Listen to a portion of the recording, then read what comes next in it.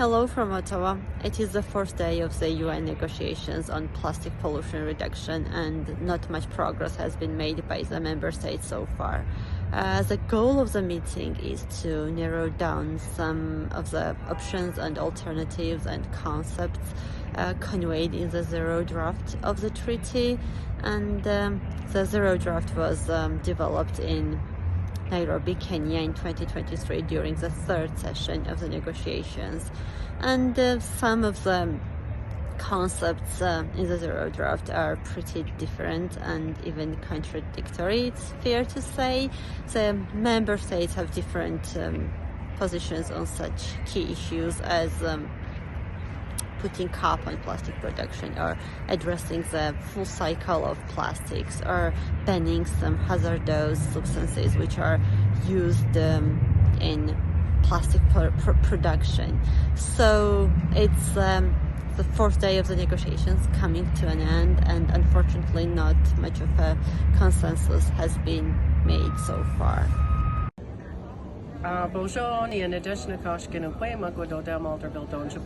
Speaking in the sovereign language of this traditional territory, understanding that these negotiations of the plastic treaty are taking place on the unceded stolen lands, unsurrendered, of the Algonquin Anishinaabe Nation. I'm from the Anishinaabe Nation, Mississaugas of Rice Lake, and we are here with the Society of Native Nations and the Indigenous Peoples Caucus. And my strongest message for everyone is that we are not observers, that we are not stakeholders, that we are rights holders, that we are title holders, and that we needed to be included in these negotiations, and not as asking our opinion, that we need to be on the floor and have that time to speak. And the traditional knowledge that we carry, Indigenous peoples' knowledge systems, are need to be embedded, and it needs to be protected, and our language needs to be protected. And anybody that's pushing nature-based solutions, those are Indigenous ways of knowledge. And so that most important is that we need to be having a seat at the table. For shame on delegates and Canada for not being inclusive of the First Nations people, the total title rights holders of this nation. So it's important for Canada and all of the delegate nations to understand that the Indigenous peoples from around the world, we are the stewards of what's happening on the earth. We are the ones that raise the alarms. We are the experts and knowledge keepers within our traditional territories, and we need to have a seat at the table. Chimigwach. Hi, I am Dalia Marquez, Executive Director of Juventud Unida Nación, and also co-chair of the Women's Working Group on Ending Plastic Pollution. We are here at the INC4, a place where thousands of observers and also member states are trying to convene a treaty, legally binding treaty, to end or reduce plastic pollution.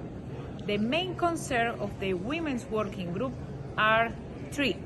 Specifically, first one, human rights must be included into the treaty. The treaty must have an approach on human rights.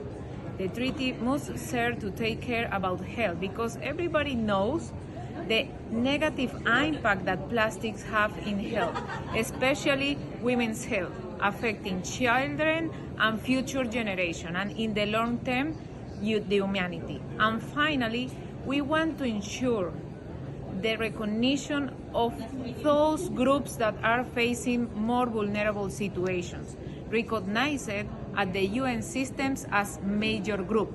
By example, at UNEP, we have 9 major groups recognized from the Agenda 21 since 1992. Women's major group, children and youth major groups, NGO major groups, indigenous people major groups, and other major groups. And we need to include them into the treaty, into the negotiation, as the official mechanism of engagement of civil society for this treaty and the future meetings around the treaty. Hello everybody, my name is Vito Bonsant. I'm an environmental lawyer from IPEN, the International Pollutants Elimination Network, and we are in Ottawa at the last day of the negotiations of INC4 for a new plastics treaty. So far, these negotiations have been extremely slow, and even here they haven't been particularly fast, but we have seen a bit of progress. And we have seen countries engaging with the text, but these negotiations are generally quite slow. Our objective for the treaty and for the outcome of today, which we don't know yet, is going to be if countries are going to engage meaningfully in reducing the production of plastics, and for our main perspective is whether countries will agree to work on eliminating the most toxic chemicals. That is our priority. IPEN's vision is for a toxic-free future. So let's hope for the best. Hello everyone, I'm Zuhair. I'm from Bangladesh and I'm the Global Coordinator of the Children and Youth Major Group and a member of the Global Youth Coalition on Plastic Pollution. So we are here at Ottawa, Canada at INC4, and our priorities are to have intergenerational equity as one of the principles of the future treaty. As you know that the participation of young people in policy making and the implementation of the future treaty is very crucial, and that's why we want the member states to take forward the intergenerational equity as one of the key principles of the treaty. We also want the reduction target of the primary plastic production, because we understand the plastic, if we keep producing more plastic, then we will not be able to curb the pollution, and the pollution will still persist in the environment. And the third thing, which is very interesting, is that we want accessible, transparent financing mechanism for the future plastics treaty. We know that developing country and the countries with different unique challenges and vulnerabilities really need accessible funding for the implementation of the treaty and to move away from an economy, from a plastics economy. That's why we demand for a very effective financial mechanism for the treaty. Thank you. Soy Lena Estrada Añocasi, representante de los pueblos indígenas en UNEP. Estamos aquí en las negociaciones de plástico defendiendo los derechos de los pueblos indígenas. Queremos que durante todo el documento del Zero Draft que venimos trabajando, los pueblos indígenas estemos ahí reconocidos, pero en especial que nada de lo que se esté negociando pueda pasar por encima de los derechos de nuestros pueblos, y esto tiene que quedar explícito en los textos. Por otro lugar, es importante que en las correcciones del Tratado de Plásticos exista la claridad de que los pueblos indígenas no somos comunidades locales y por ello debemos de ser separados a través de todo el texto. Al mismo tiempo, los conocimientos de los pueblos indígenas son súper importantes para las soluciones que tenemos que plantearnos para la crisis climática y la contaminación de plástico. Por ese motivo, consideramos que los pueblos indígenas deben estar al mismo nivel que los conocimientos científicos y deben estar considerados en un órgano al mismo nivel que los conocimientos científicos para que podamos hacer las recomendaciones a los estados y que de acuerdo a ello después se puedan tomar las decisiones referentes a las políticas públicas internacionales.